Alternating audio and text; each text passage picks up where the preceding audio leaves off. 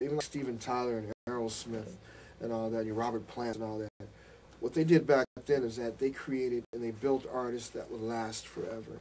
And it might have took a year or two to develop, but you know what? 40 years later, it's still there. It still stands. You know? So we all believe that where the foundation is in an artist is how long they would last. We give them a rocky, kind of sandy foundation. You know what? It's not going to last.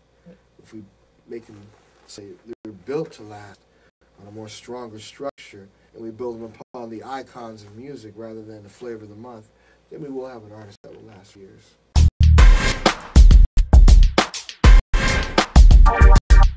Her name is Haley Still, a new artist. She's 18 years old from the Bay Area.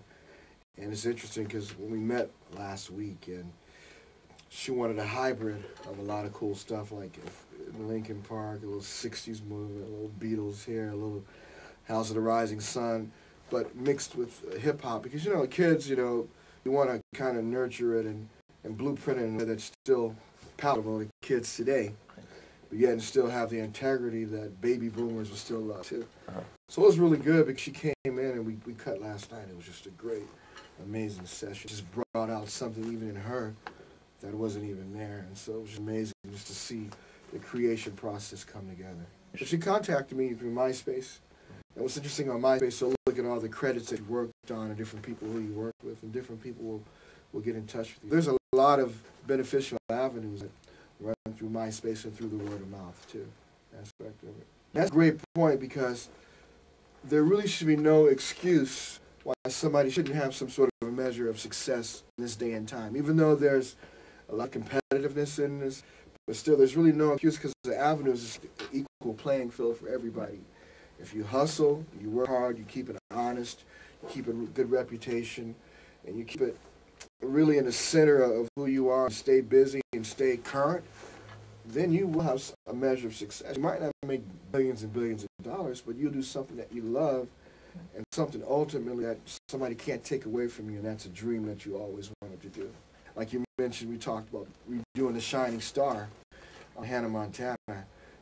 That was a very tough assignment to do. I bet. Because, look, Earth, Wind & Fire, it's an icon. I mean, Verdine White, Fred White, it's just, you can't get any bigger than that, than Earth, Wind & Fire, And so when you look at those icons, you go back and you say, okay, how can I make this better? Because the boys, when we worked in the studio in Atlanta, Georgia, they're like, man, why is it so high? It was, man. That's exactly what happened. So it took a lot of hard work to really, for them to recognize who they were patterned after. Because if we were going to do it, we were going to have to do it right. Right. So I went back to a lot of musicians that I played with, like Eric Essex, a great musician out of Birmingham. Also Sean Michael Ring, bass player and guitar player. So it had to start out with the foundation of bass and guitar. And so I started out with them, putting it together.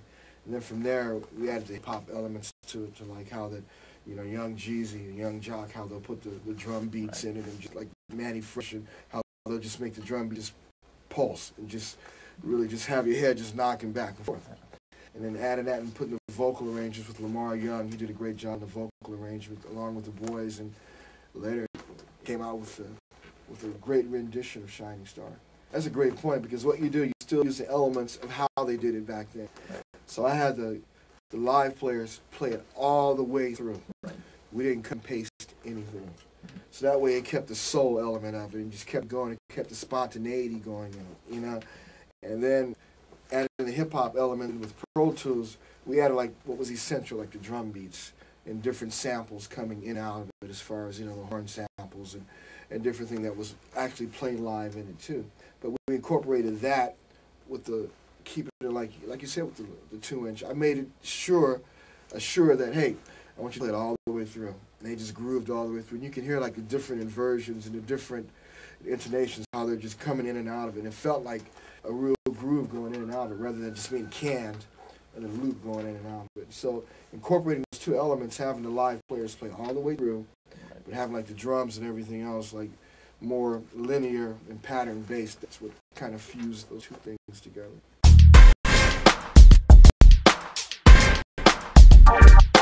artistically, I want to fuse the past and the present and put it together, where you have your great melodies and your great songs, but put it to great and stellar production and put it together. And come back where you really have to think about writing a lyric, not just walking in a room and just, if it happens, and sometimes it does. But really thinking about a great song, not just writing a song to be the flavor of the month. You want to write a song that's going to be a flavor of the year and year after, like 20 or 30 years. So what I want to do is I want to create catalog songs and productions that years and years from now that we can look back on and say, yeah, it took some time. It's like art, like a Van Gogh piece. You know what I mean? You go back and look at it and say, yes, some time was taken to make this thing really happen.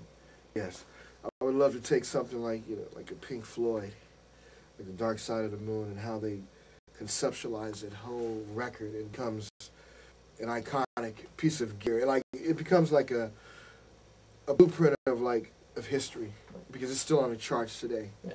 Take that and fuse that maybe with hip hop. Or a different kind of thing where you really have to think about a concept behind it. Where it becomes, like you said, we talked about the Stevie Wonder records, where you didn't think about a single, you thought about the whole record. You thought about Thriller or Purple Rain. From one song, first song to the end, to the last song, which you did like 8 or 9 songs back then. Right. But it just kept playing, and you kept playing, and you kept playing those records or those cassettes. Right. And that's what I want to do, is be able to conceptualize a concept and concept albums rather than piecemealing it and putting it together. Because that's what it's kind of like today when you hear an album today, which is good. You have a lot of great producers and writing, but it's almost like looking at a movie but with several different scenes in it that are maybe not related. Right. But like you said, when you go back to your great movies like your Wizard of Oz or your Casablancas or your great epic films, and you have one common thread that kind of runs through it, like your great albums that we talked about. I would like to get back to doing that again.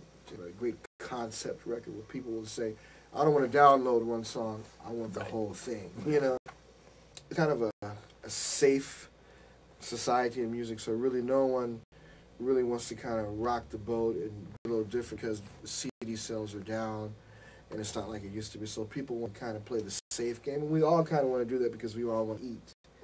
But it would be nice just to have a freedom of artist expression and production expression that we'll be able to do it. Because you look at, like you said, we keep going back, but back then, no one told Jimmy Buffett how to do Margaritaville, or your Bob Marley's No Woman to Cry. It just felt good at the time, and you were able to express yourself.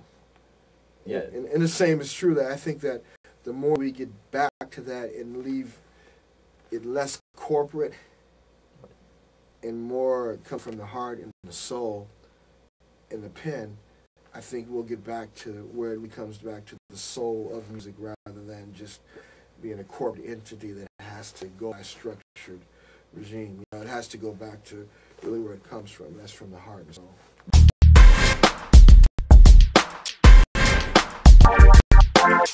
Yeah, this is Drew Lane. Thanks again for joining us on myhitonline.com.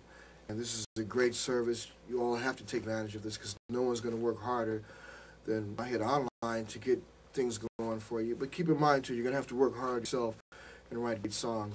You send something that's not good, what do you expect them to do? But send great material and become great songwriters and really study history of music. Peace.